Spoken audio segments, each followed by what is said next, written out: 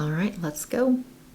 Hello, my friends. What is up? Welcome back to my channel. So we're at week 112 of my keto journey, and we're just going to talk about my week, how everything went. I am back to weighing in every week. So I'm going to be sharing my scale result this week, and yeah, just have some stuff to talk about. So let's get into the video.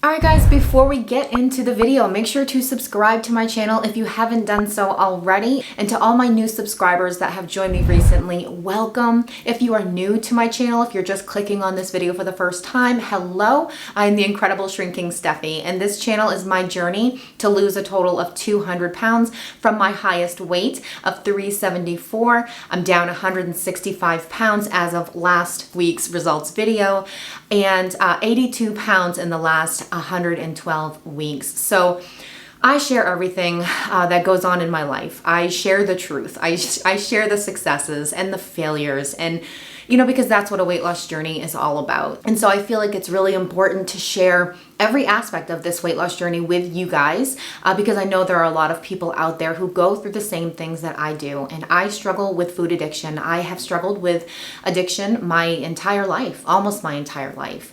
And I have always carried around that identity of, being the fat girl and the fat friend, the fat daughter, the fat girlfriend, the fat wife.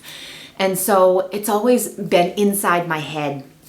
And so just being able to conquer the mental part of this battle, that is what my channel is all about. And so I just talk through my issues with you guys. And yeah, so if you want someone real who is going to be upfront and honest with you, make sure to hit that subscribe button. Also, I have a support group on Facebook, The Shrinkable. So if you haven't joined us over there, please click that link below and join a community filled with people who just want to get healthy together, hold each other accountable, and just give each other that support. Also, if you would like to support me and my channel in my journey, ways to do that are down below. I appreciate it so much. All right, guys, so let's just get into it. Let's talk about my week. So it's the first week of the month.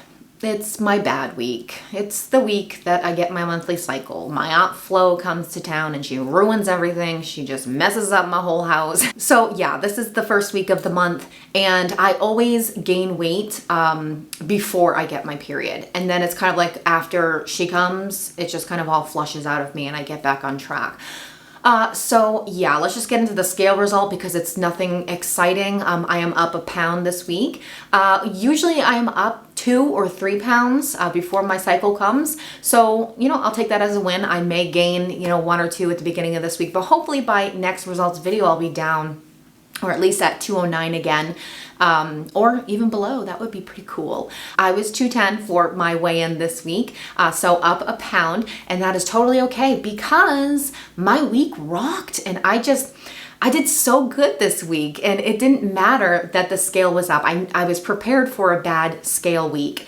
But I didn't let that distract me. I didn't let it discourage me. And so I just stayed dirty, lazy keto all week, and just stayed on plan, and I know I rocked it. So I know that if I keep doing this, then the weight is just gonna come off. So don't ever let that scale distract you. So like I said, I am back to weighing in weekly, but I'm actually weighing in daily again. I have weighed in every single morning since the start of my journey, and it's always been a motivator for me, because like if I see myself up on the scale, it kind of motivates me to, okay, you got to eat better today. You got to do better today. And then when I see the number going down, it's like, yeah, you're doing awesome. Keep doing what you're doing because it's working. And so the scale is a motivator for me. But I did reach a point in my journey, I can't remember what week it was, that I just gave up on the scale because I had hit a long stall, and it was just like no matter what I was doing, the weight was just not coming off. It really got to me, and so I ended up throwing away the scale, and I think I had like 2 months, or I did like monthly weigh-ins, that's right.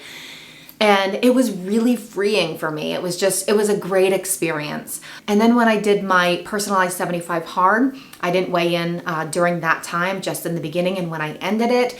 And after I finished the 75 hard, I decided to just start weighing myself again every day. And again, it's just a positive experience for me. It's motivating me again, just like it did since day one. So that's pretty cool. I'm seeing the weight go down and I'm seeing the weight go up, especially this week. There was so much fluctuation. I was going from 209 to 211 like every single day. It would just like back and forth, back and forth, back and forth. Reached 212 at one point this week, but ended the week at 210. So I like to see that because, I don't know, I like to know what my body's doing throughout the week. And I had a really bad experience years and years and years ago when I moved down to Florida, when I was at my highest weight, and I moved down with my Florida family and lost a bunch of weight down there.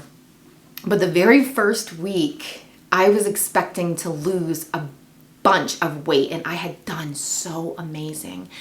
And I stepped on the scale and I had gained 2 pounds. And I'm like, I'm never doing that again. Like, I want to be prepared for that number. That's just the mindset I have, because it's so discouraging when you've done so well and then you step on the scale and it does not tell you. It does not tell you how well you've done. And so that bad experience that I had, what was it, 12 years ago now, it scarred me. And so I don't ever want to be discouraged by that number. So whatever I have to do with the scale, whatever motivates me, I'm going to do.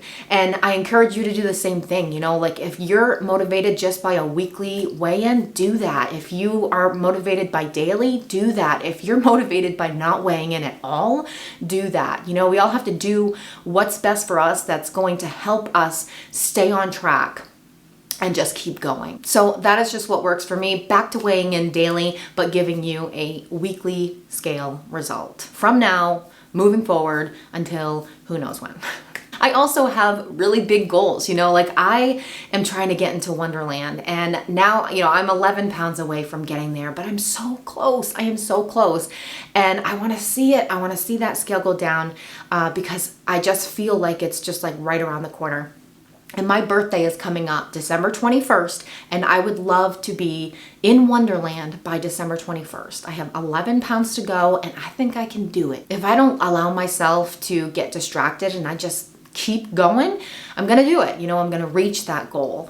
And one of the ways that I'm going to do that is to stay away from trigger foods. And that's something I kind of wanted to talk to you guys about too, is that if you are a sugar and carb addict, you need to figure out what those foods are that are going to trigger you and stay away from them. That's something that I learned throughout this journey, is just to stay away from my trigger foods.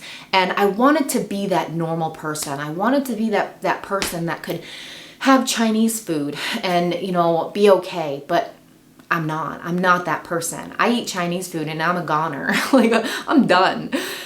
And it's just so much harder getting back on track. And I've just learned that it's just not worth it. It's not worth it to put myself through that, to gain weight back and to feel bloated and it's just not worth it. Now, does that mean that I can't ever eat anything unhealthy again? Absolutely not. I have foods that I can eat that are not trigger foods for me. Sweets. This was like a new discovery for me. So freaking weird, because I have always had a sweet tooth. Candy, like I've always loved ice cream and cookies and cakes and, things like that. Being on keto and low carb for so long, I never, ever, ever crave sweets, not even emotionally crave them. Like, you cut the sugar and the carbs out and you won't physically crave them at all. And my trigger foods are bread and chips and pizza and Chinese food and things like that. But I'll still emotionally crave them. So I know those are my real trigger foods because I still know, those foods taste good. I could totally eat those right now. But I have made it a point to say trigger, trigger, trigger. Like if I see, one of my kids eating something, or if I see something out, and I want it, I have to tell myself trigger, trigger, trigger, not worth it. But I've realized that sweets are no longer a trigger for me. Like, I could have an ice cream cone and be totally fine and not crave anything else and not want to eat every unhealthy thing in my entire house. And I was at my Grammy Celebration of Life party, And there were like these little cake treats they had, and Ozzy didn't want his, and it had like raspberry filling inside, and it was just this little thing. And I ate it. And it wasn't a trigger for me. It wasn't a trigger for me like it would if I had one potato chip. Just one, a bite of a potato chip. Like, I cannot have a single bite of a trigger food because it's just, it destroys me. It really does. And sweets are no longer a trigger food. And I don't want them. I don't crave them. But I kind of feel free, you know, a little bit of a freedom there, because I know that I can have it if I want to.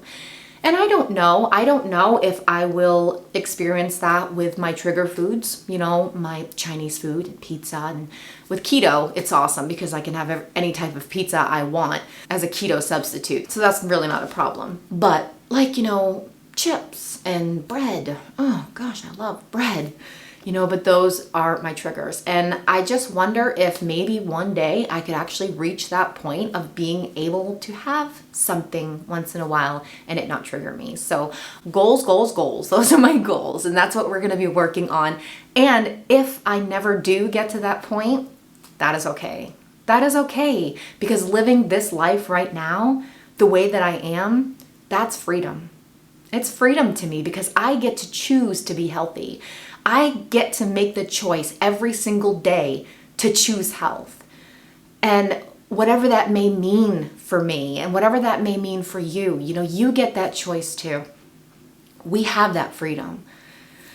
And I think we just get so wrapped up in the mentality that if we can't eat what we want and we can't do what we want, that's not real freedom.